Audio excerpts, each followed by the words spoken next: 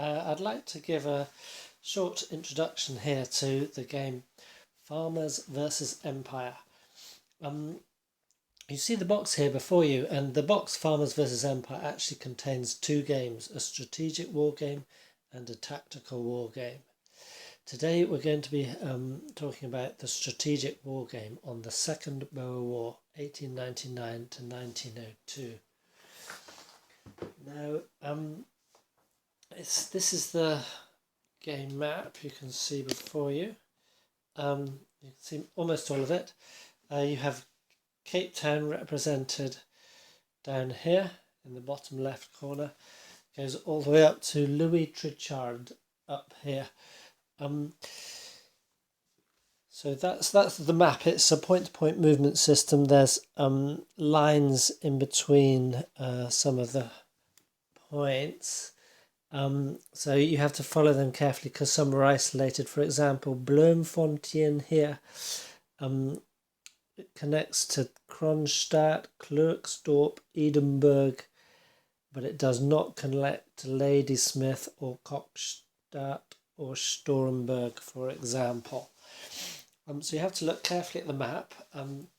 Probably one of the first things you'll notice is that I say it's a point-to-point system, and yet the points are not just simple points. Stormberg, taking that as an example as a point, is British, and it has 4 squares in it. The reason for the 4 squares are various things that you can place within each point. Let's go and have a closer look at Ladysmith. First thing I should mention now is that these coloured blocks do not come with the game. Those are my own markers, just to remind me that this is a... In fact, I'm going to switch my colour scheme around. Hang on. Okay, that's better. This is to remind me that the blue areas are targets for the victory for the Empire or British forces, and the orange areas are targets for victory for the Boer forces. So I'm looking then here at Ladysmith. We see that it's originally a British area, but a Boer leader has moved into it. De Wet here is then placed on the British flag. White, the British leader, is placed on the opposite sides. So you see in Bloemfontein the Boer flag is on that side, so the British leader would cover the Boer flag. So then you can at a glance see who's challenging an area. Then down here at the bottom you have spaces for concentration camps and blockhouses. Now these come into play in the 3rd and 4th turn of the game. So at present I can use this block to indicate a siege with a marker such as this. And this second point might be indicating the garrison commander. Well, we'll come to that later. Anyway, so each of those squares has a particular use. Now on this side of the map you can see there is quite prominently the battlefield. It being a strategic game, when leaders are opposing each other, they may fight, and then you play cards such as these battle cards. All the cards are battle cards. Into the left wing, the central, or the right wing, and that is the Boer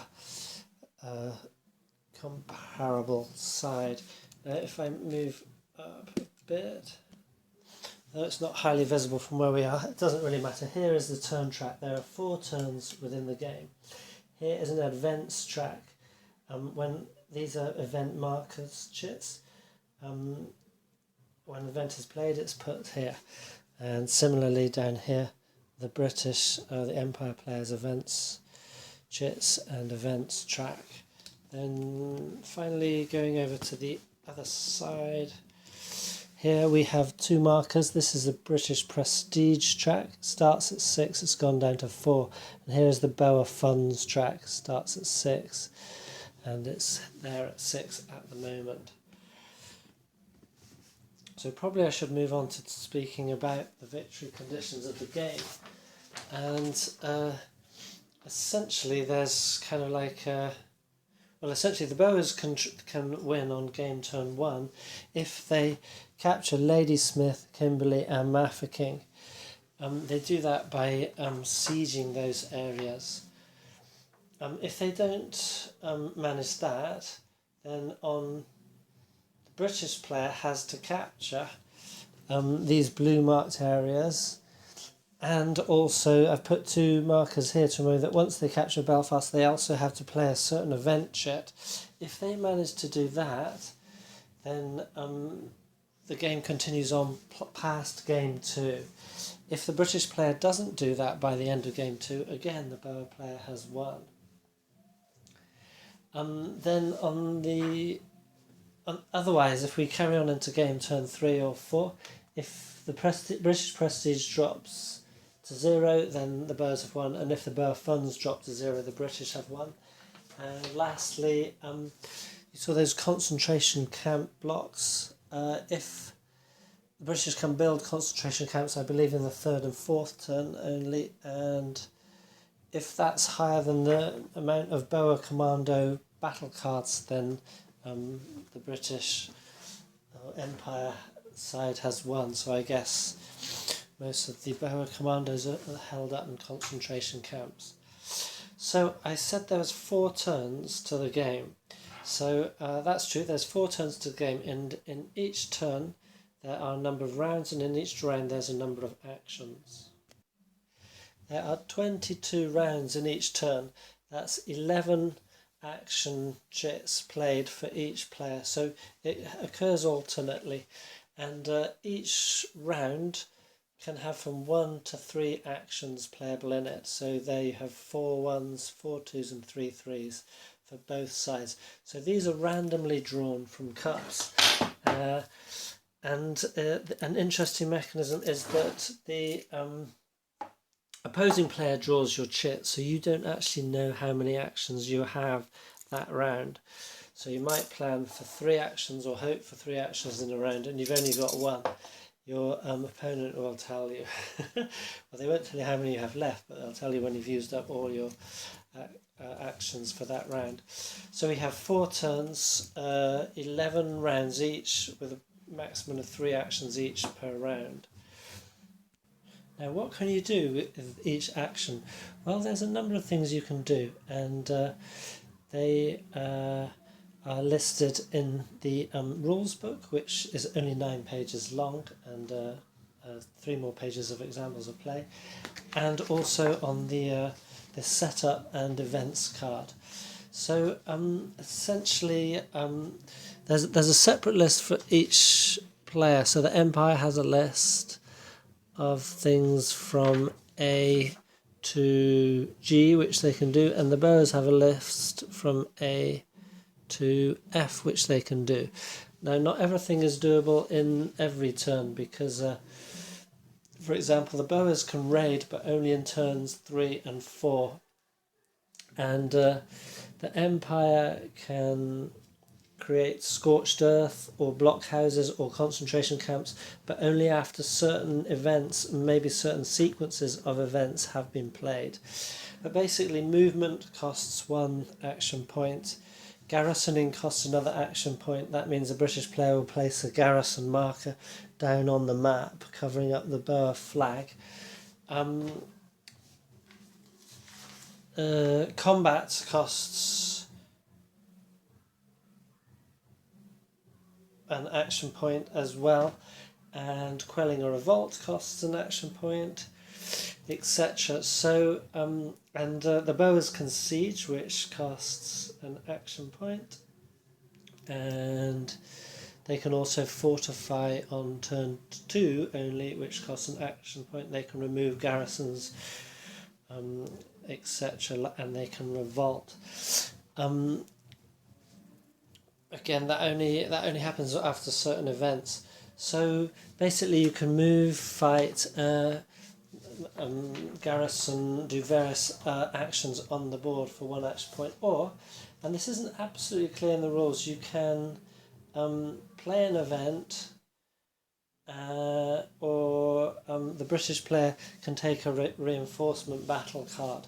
Now it's not clear in the rules whether those actually take an action points. I think they do. It's the rules are translated by a Polish person into English, so things aren't crystal clear all the way through in the English, but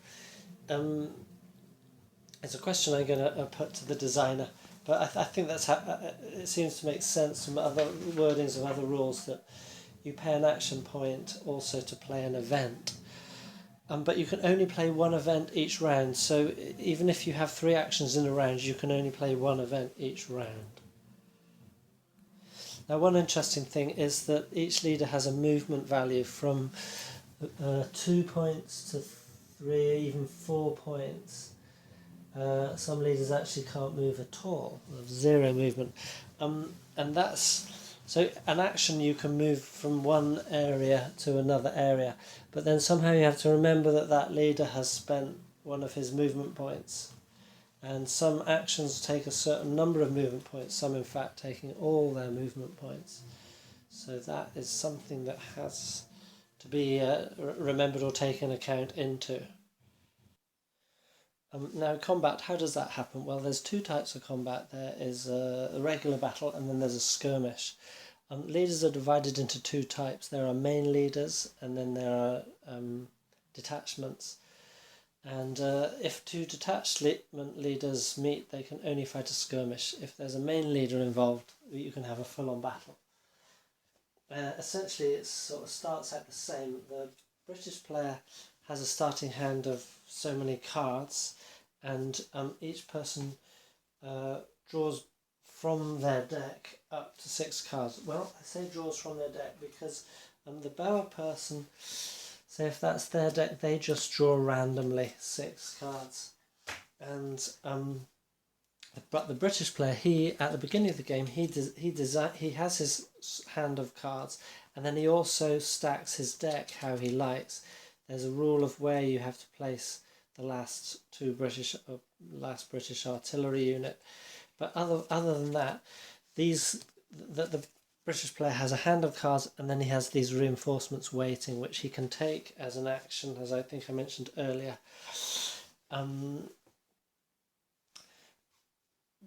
But apart from taking those reinforcements into the hand, if you go into a battle and say you only have 4 cards in your hand, well then you will draw 2 from the top of your deck. So the British person has determined how that goes. The Boer person will just randomly draw up to 6. But first, I should have mentioned there are 2 types of battle cards. There are, let's put this down on the deck. Okay, so these are British battle cards, and there's 2 types. The ones with red writing are single use, the ones with black are multiple use. Basically, the single use ones mean that once you've used one in a battle, then it's not available for the rest of that round, and you won't have it until your next round, so you won't have it in your opponent's round also. And multiple use cards just go back into your hand unless you lose, and then I'll get to that in a minute. So first, when you have a battle, say this is the situation, is these are the Boer multiple use cards, and this is their random battle deck. And the British say they've got this is their hand. Okay, and they can decide how many they've got 3 multiple single-use cards. Each player decides how many they will use. So say the British say, okay, I'm just going to use 1 this battle. They'll save the other 2. The Boers also say, okay, I will use 1 for this battle too. And then they fill up their hand with multiple use cards up to 6. 1, 2, 3, 4, 5, 6. So the British player can choose that out of their hand, and the Boer just gets a random draw from the deck. Then you will go to the battlefield, and let's say that the Boer fellow is being attacked. So he starts by setting up a first line. Now, if he was British being attacked, he would set them face up. Seeing he's Boer, he can mask his forces. So he will place, not randomly, he will think about it, he will place 3 cards down like that. And the British player, the attacker, if it's Boer or British, or Empire, sorry, I keep calling them British, they are basically. But anyway, they're called Empire in this game. If the Empire player is attacking, then if either player is attacking, they have to place their cards face up. Again, they will think about left wing, centre, right wing, and if they have any cards with an X here, they have to place them down in the first. The same for, well, actually it doesn't matter for the attacker, but the Boer, the defender player would have to place them in the first row. Then the attacker will pair up his cards, and then of course then the Boer will do so. Now remember, okay, that one should have gone in the first row.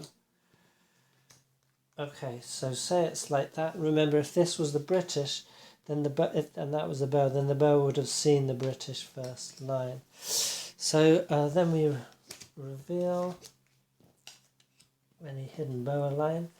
And now we roll for morale, which is these red. So if it has an X, you don't need to roll for it. They automatically stay. But for the defender, you roll for their second line. So you roll a d6, and if you get higher than this number, that card is not in the action. So just let's say those two are out of action, and the attacker has to roll for both lines. Not for this one because it has an X. That's automatically fine. Those are machine guns. And the blue numbers are the strength points. Machine guns have strength of 2 in attack and 5 in defense. So let's just say, just sort of randomly figuring it out, that these ones survive the morale. Then you match them up. If this is a full-on battle, you match them up. And so you have attack of 2 versus 4. So the Boers win that.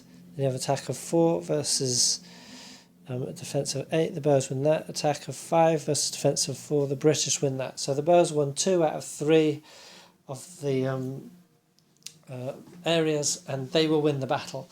So then someone might have to retreat, and you will have you will lose 1 battle card. If you win on all 3 ranks, then your opponent loses 2 battle cards. If, say, the British person, the Empire person loses a battle card, it just goes down here into their reinforcements, and the Empire player can, again, they place it where they like in that reinforcement deck.